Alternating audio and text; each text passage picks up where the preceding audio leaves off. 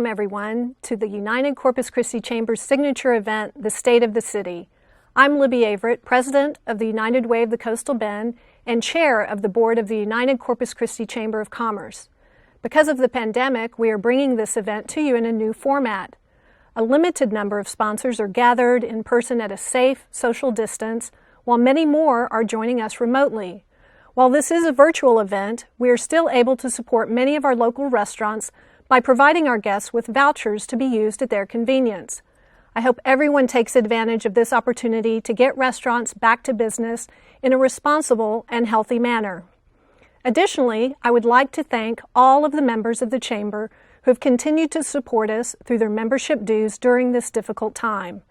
We extend a special thanks to the Port Corpus Christi for its generous support of the Chamber when we needed it the most. Such financial assistance has helped us to maintain and even grow the services you expect from the United Chamber. For the past 6 months, we have brought you information and important content through virtual events and digital communication. We have never stopped advocating for your employees and your businesses. Many thanks, too, to the Chamber's staff and Board of Directors who've remained flexible and creative as we have worked through unexpected challenges. Lastly, I must take a moment to express our gratitude to our sponsors for continued support of this event. Thank you to our presenting sponsor, CITGO, and our silver sponsors, American Bank, the American Bank Center, Carlisle Insurance, Christus Spawn Health System, Fries & Nichols, Frost Bank, Gulf Coast Growth Ventures, Linebarger, Gogan, Blair & Sampson, LLP, and Texas A&M University, Corpus Christi. We are happy to provide a forum for our city leadership to share updates with the business community, and without the generosity of our sponsors, this would not be possible. So let's get on with the main reason you're here. Corpus Christi Mayor Joe McComb will outline for us today the state of the city. Mayor McComb is a graduate of W.B. Ray High School and Stephen F. Austin University. He is owner and president of his family-owned and operated business, McComb Relocation Services, established in 1940. As a business owner, Mayor McComb has been a longtime supporter of the Chamber and was a graduate of Leadership Corpus Christi Class 4. You probably know the mayor for his commitment to public service. He has represented City Council District 5 and Nueces County Commission Precinct 4 before he served in his current position of Mayor of Corpus Christi. Joe and his wife Mary have 5 children and 13 grandchildren. Please join me in welcoming Mayor of Corpus Christi, Joe McComb.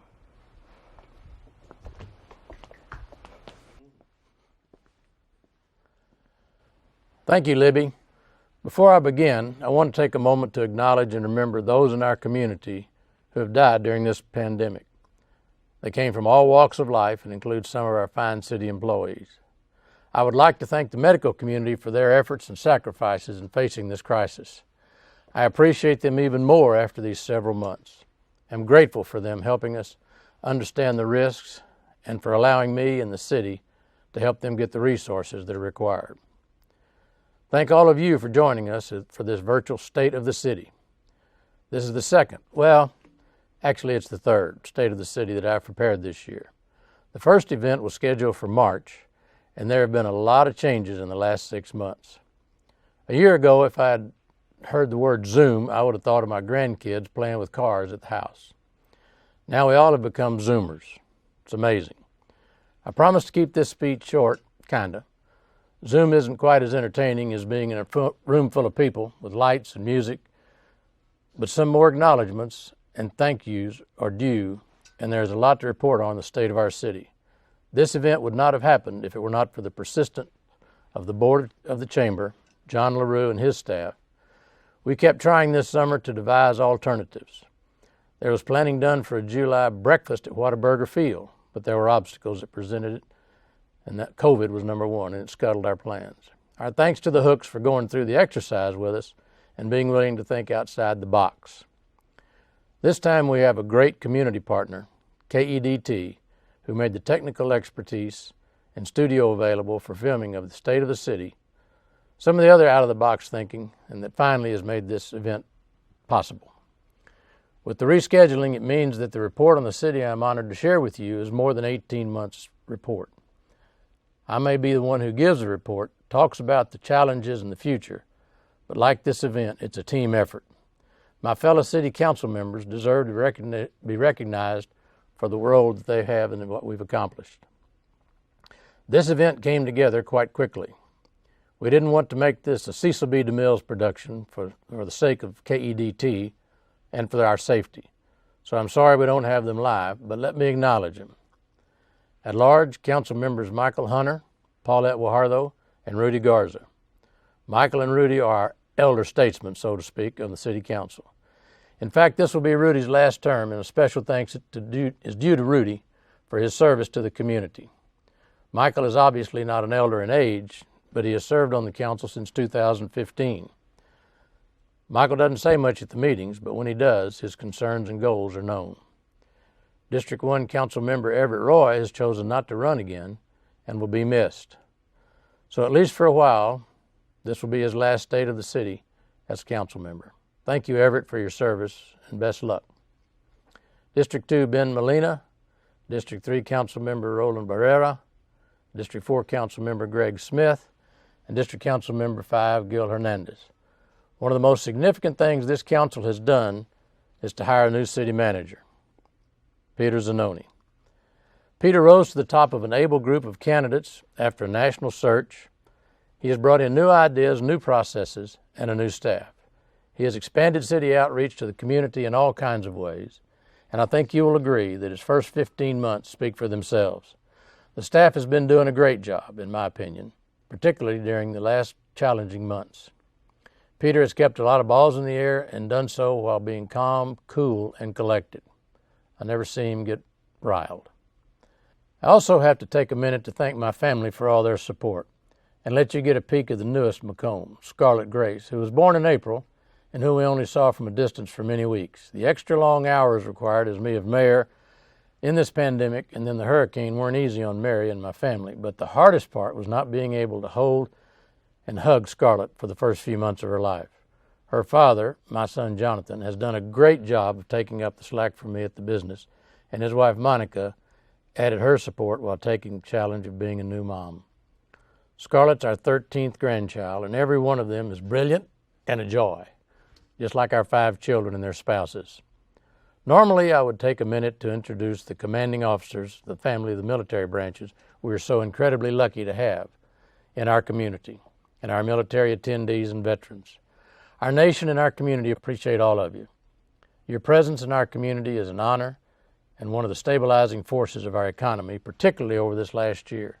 I have enjoyed working with you of all kinds of projects, and will be pleased to be able to bring the city matching funds to the state funds to help you with your infrastructure needs, and to provide city funds to match with private funds for a new USO at Naval Air Station Corpus Christi.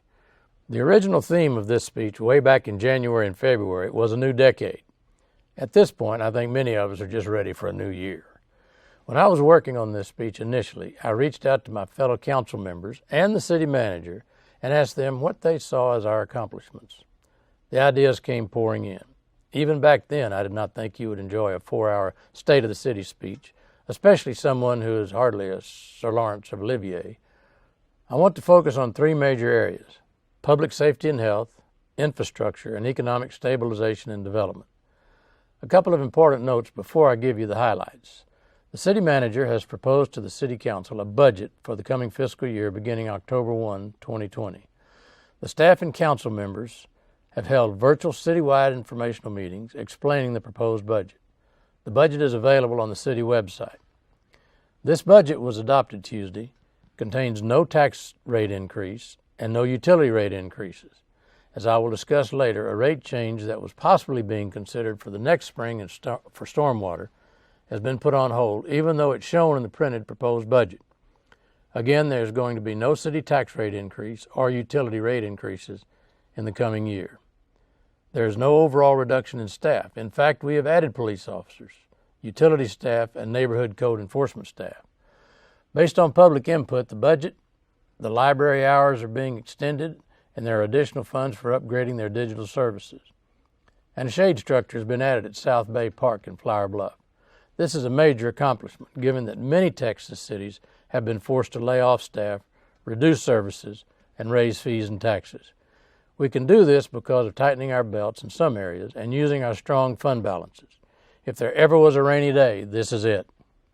Also, we are judiciously utilizing our federal COVID funds to address allowed pandemic-related expenses. The budget is a revenue and expenditure plan that will require consistent, careful monitoring. It assumes some decreases or flattening in revenues, but is not overly pessimistic. It is a difficult time to project revenues, and we will have to be vigilant and fiscally conservative to rebuild our fund balances. Take note, even amid COVID, our bond rating was increased by one agency and held stable by another, and we have reduced our bond debt by over $100 million. The second background information of this speech is that you, the voters, will have before you in the general election, early voting beginning October 13th and Election Day November 3rd, a proposed capital improvement bond program totaling $75 million. The vast majority, $61 million, is for streets, $12 million is for parks, and $2 million is for public safety. Again, the $75 million package is done within the existing voter-approved tax rate of 21.9 cents, which represents about a third of the city's total tax rate of 64.6. The remainder of the city's tax rate, 42.7, is for our general city operations, but 4 cents of this is also voter-approved only for residential streets. The bond package has perhaps slipped under the radar, though the council and the staff have been discussing it for months. Please take a look at the projects. Council members discussed the staff proposed list of projects. District council members talked about their needs in the district. As an example, Gil Hernandez led the charge for the extension of Rodfield Road to Yorktown toward the Oso. Keep in mind, this is not all of the capital projects the city undertakes. In fact, there are over $216 million in the proposed capital improvement plan for utility, airport, street, facility, and other projects paid through fees and other revenues. The website links for this information is scrolling below you on the screen. Bond Central will give you an update on all outstanding bond programs. You can note that these, and you can look under the financial transparency at cctexas.com. Now let's talk about the 3 key areas I mentioned, beginning with public safety and public health. We began a program in this year's budget to make a marked increase in the number of uniformed officers for Corpus Christi Police Department. 5 additional uniformed police positions were added this year. Our new budget for the fiscal year October 1 continues by adding 5 more, and a like amount is planned for the next 3 years, for a total of 25 officers. In February, we graduated 32 patrol officers, who will bring us up to our full budgeted number of 451. We have also added non-uniform positions to enhance the services. The city manager and his team also successfully negotiated new contracts with the police and fire union.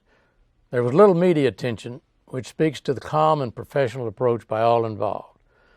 Coupled with these, and to help the police with one of our daily challenges, is our homeless initiative. Councilmember Guajardo was particularly engaged in this initiative. This is a multi-pronged effort, and the city manager established a new department focusing on affordable housing and homelessness. This is a big issue, not just for us, but in large and small communities all across the country. We are trying to learn what is working in the nation and tailor our efforts in partnership with nonprofits and others. I will admit that the demands of COVID have meant progress has not been as visible as we would have liked, but as things normalize, work will continue. The reason these types of pictures we see on the national news are not in our local streets is due to the professionalism of our officers, our command staff, and members of the community willing to discuss issues when they happen. They and we will continue to look for and implement policies to ensure that the safety and trust of both officers and members of our community. If you feel your concerns about policing are not being addressed, please reach out to us. We will also work with everyone to explore new ways to lower crime in our community and keep everyone safe. A fire academy is also included in the new budget with plans to have a fire department fully staffed, and we have made some adjustments to the fire funding. Our public safety folks, particularly our first responders and EMS, fire, and police, deserve special recognition and an enormous thanks, along with all the frontline medical providers and health department staff, for the extraordinary efforts during this pandemic. People worked 7 days straight and 10 hours or more a day. There were times when ambulances had to stay at hospitals with patients because ERs literally had no beds to triage additional patients. Our doctors and nurses and other medical personnel have joined them in making heroic efforts to treat and care for us. City staff has been called on to take new tasks to help in the health department, and our communication folks have worked extremely hard to provide our residents with the best available information. If each of you want to take the time to thank them, there's a small way to do it. Get a flu shot. Encourage your family and friends to do the same. And this includes children 6 years and older. To test us further, we had Hurricane Hannah, which meant even more hours for police officers, emergency personnel, and city staff. We are truly fortunate to have dedicated professionals in our community. Please thank them when you see them.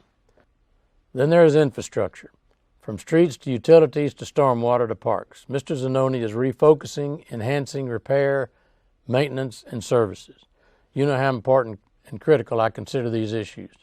Residents have a right to receive the quality of services they pay their money for through taxes and fees. Improving these systems, which had suffered from lack of funding and attention for some years and for various reasons, does take time. The wait can be agonizing, but I know we have made considerable progress and there is more to come. Streets. Those of you who have been to the last few State of the City speeches know there is no infrastructure need dearer to me than streets. We are making leaps forward, though I know it can't be enough for many of you. I don't have to tell you that you can barely go anywhere in town that you don't encounter a rebuilt street or a street work in progress. Watch this video so you can see what we're talking about.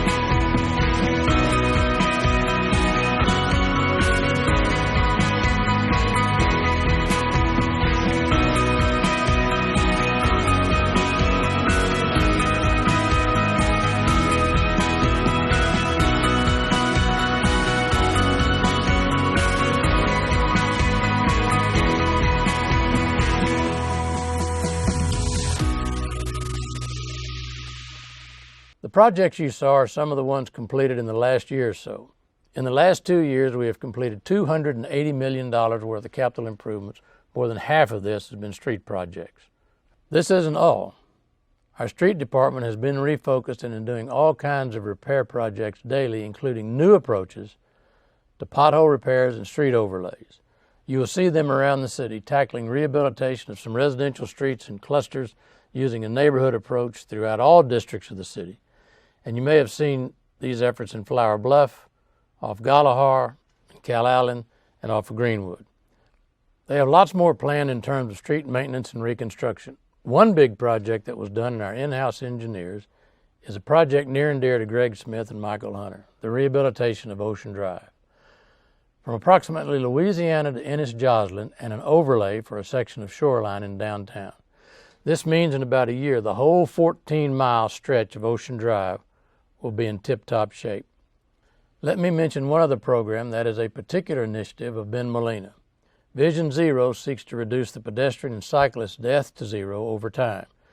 This program is kicking off in the coming budget and will involve educational as well as a range of methods to decrease collisions. What is particularly unique about the Corpus Christi program is including the Coast Guard and a boating safety element. Now, utilities. Again, our capital improvement programs includes millions of dollars for upgrading and replacement of lines and facilities, and we have reached an agreement with the EPA and the TCEQ on some key agreements for improvements over time. These agreements recognize our planned capital improvements for our wastewater collection and treatment system and for our water system. We have a much better working relationship with these agencies, which we have improved through open communications. We have returned to winter averaging, which I know many people are happy about, as a system determining your wastewater bill based on tracking your water usage in the winter months to give you credit for lawn watering in the summer. Called winter averaging, you should have seen an impact on this new system on your water charges through this long, hot summer. We did embark on an effort to separate stormwater charges from our water bill. This is important. The water bill for most of you is about half for water and half for stormwater. Many people do not realize that most, if not all, major cities in Texas bill for water and stormwater separately. So when you compare your water rates to others, you see only half the picture. If you added the stormwater fees imposed by other cities to their water rates, you would get a vastly different perspective of how we rank on our water charges. We want to get back to this next year, but the current time just presents too many challenges to have a Citizens Committee meet and tackle this complicated issue, much less the time to talk about rate adjustments. It's a worthwhile discussion to begin again when we get back to normal. Staff has included some service enhancements in the budget within the existing stormwater fees. You will see more street sweeping, including new residential sweeping, and enhanced sweeping of collectors and arterials throughout the city. They will also increase mowing of stormwater ditches. We have also had significant improvement to our park maintenance and welcome the addition to the facilities at our parks. You can read about these in the budget and the capital budget. And now let's talk about economic revitalization and development. As a business owner and your mayor, nothing has been more disturbing than the impact of COVID on our business community. The city, working with the Corpus Christi Regional Economic Development Corporation, came to the table to help businesses back in March and April. A means of getting more business loan money and business nonprofit assistance was developed to help entities during COVID. As some businesses tried to get through the PPP process or awaited funds, these quick response helped some of our small businesses going through a very tough time. The Type B sales tax funds were allocated to streets for maintenance and rehabilitation, freeing up millions for loans to small businesses via the LIFT Fund, utility bill assistance via the Corpus Christi Chamber of Commerce, and to assistance to nonprofits via the United Way. Everett Roy was a particular champion of the latter, given the additional needs for educational organizations. Let me note that the city received what is known as CARE B federal funding, and we shared our allocation with Nueces County and independent school districts. All this sounds easy, but it was hard work on the part of the staff, the agencies, and city council members. I will take a minute to give kudos to the generosity of people and to our community organizations. So many people sent donations to organizations that provide food, housing, health, child care, and educational support to residents. Personally, I've once again been humbled by the almost $500,000 that has been donated to the Mayor's Recovery Fund and the astounding work done by the Coastal Bend Community Foundation to work with me and nonprofits to address the needs of these organizations and serve the people they serve. We are lucky here compared to other communities. We really do have a diversified economy. Our military and industrial base kept the ship somewhat steady and kept people employed when we saw decreases in our tourism sector and other sectors. As tourism comes roaring back, it is added to help our smaller service businesses. It has been gut-wrenching for me to hear the plights of many small business owners. No one was less inclined to see limits on businesses being open than me, but the alternatives were even more disheartening. I want to make one plea to all of you. Our behaviors are critical to keeping us open and expanding our openings. I won't go back through the litany, but please follow the guidelines.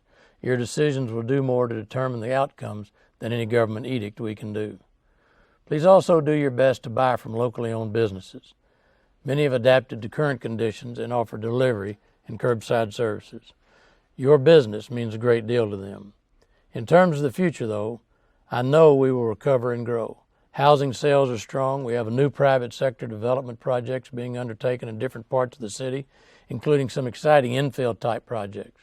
Roland Barrera has at least 3 major projects in his district that he's worked on and which are infill developments. I see things happening downtown. There's a new grocery store on the island, and new housings being planned in the northwest and on the south side of Oso Creek. Thank all of you for your confidence and investment in our community and for being resilient. We have a lot to offer and great teams in place at the city, the EDCs, the chambers, the port, and in our community to make this happen. This brings me to the elephant in the room, the intersection of economic growth and utilities. You've heard my stories about painful and memorable experiences with water curtailment in the early 1980s.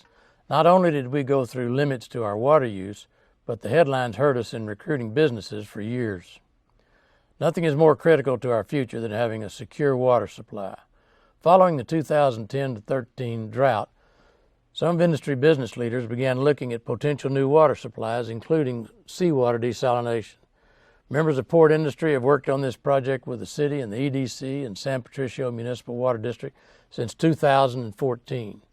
This group has spent countless hours and lent substantial water, engineering, and financial expertise to the effort.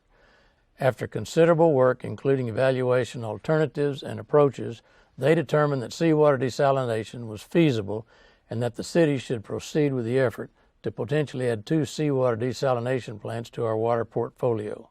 This year we made significant strides forward, with careful consideration of factors such as the best location from an environmental and operational perspective and the best technological approach to ensure the continued health of our bay. 2 sites were selected, one on the Inner Harbor and one on La Quinta Channel, about midway on the channel. The City Council has been kept updated on the effort, and several council members have been highly active in this effort with me, including Councilmember Smith and Councilmember Hunter. The required permits for each of these sites has been submitted to the Texas Commission on Environmental Quality and are under agency review. We have been meeting with groups, including the Chamber. If you have not taken time to view the presentation made to the Chamber, please do it. The video, along with lots of other information, is available at cctexas.com/Desal. As a City Council, we voted to move forward with the Inner Harbor site first. When we build the actual plant has not been decided, but we want to finish all the needed permitting and go to the work on the documents needed to procure a private company to actually build and design a 20 million gallon a day plant at that location.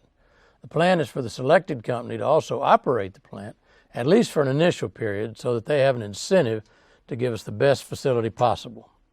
The company would be selected after a competitive proposal process. Recently, the City Council voted 6-3 to accept a low-interest loan from the Texas Water Development Board.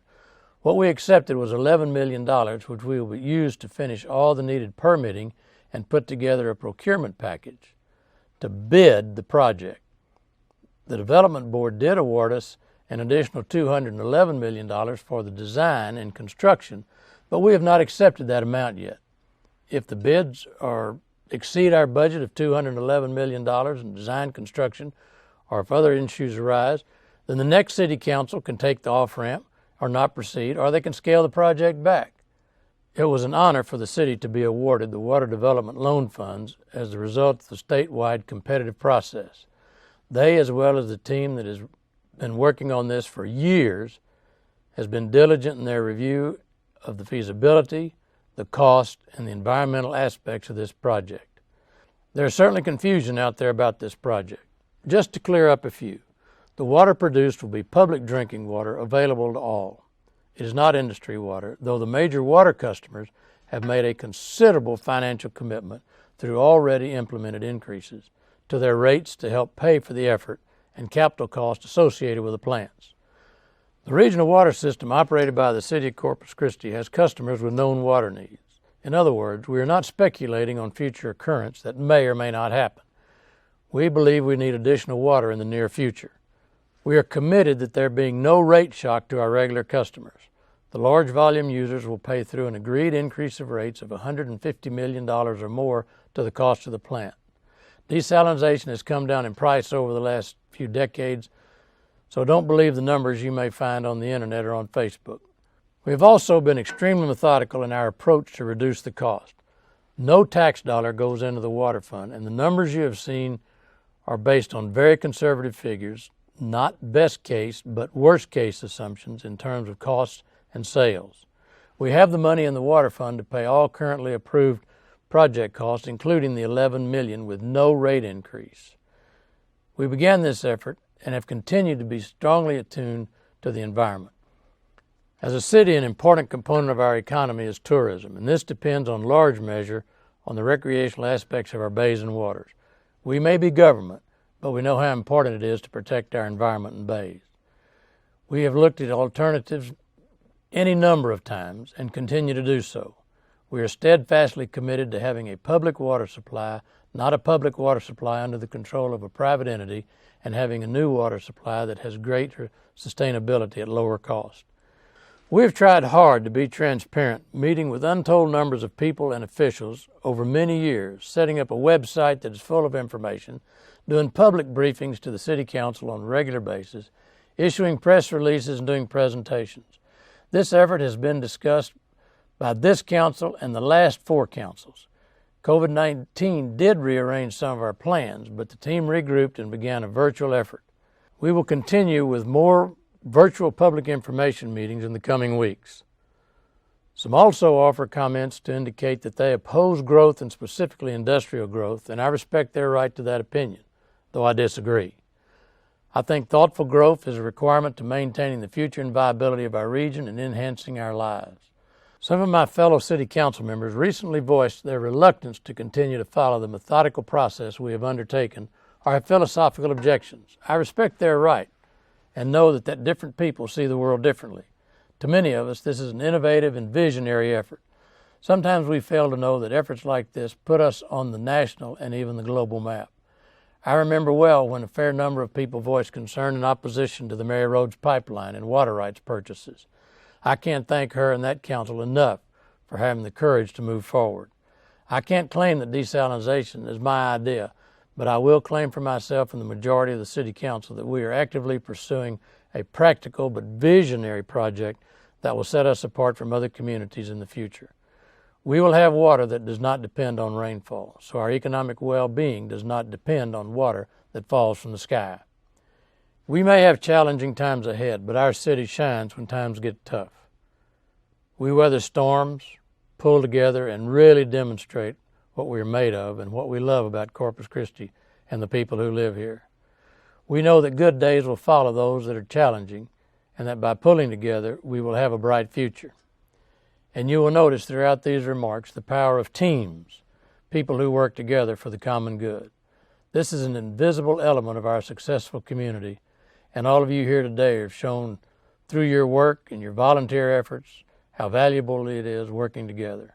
Please continue that work in whatever way you can. In this new decade, we are a city on the move and ready to take on the challenges of today and tomorrow. We have shown in the last 6 months how strong we are together. Thank you all for being here and investing in your community and for your commitment to the United Chamber of Commerce. And thank you for allowing me the great honor of being your mayor. May God bless you, our city, and our nation.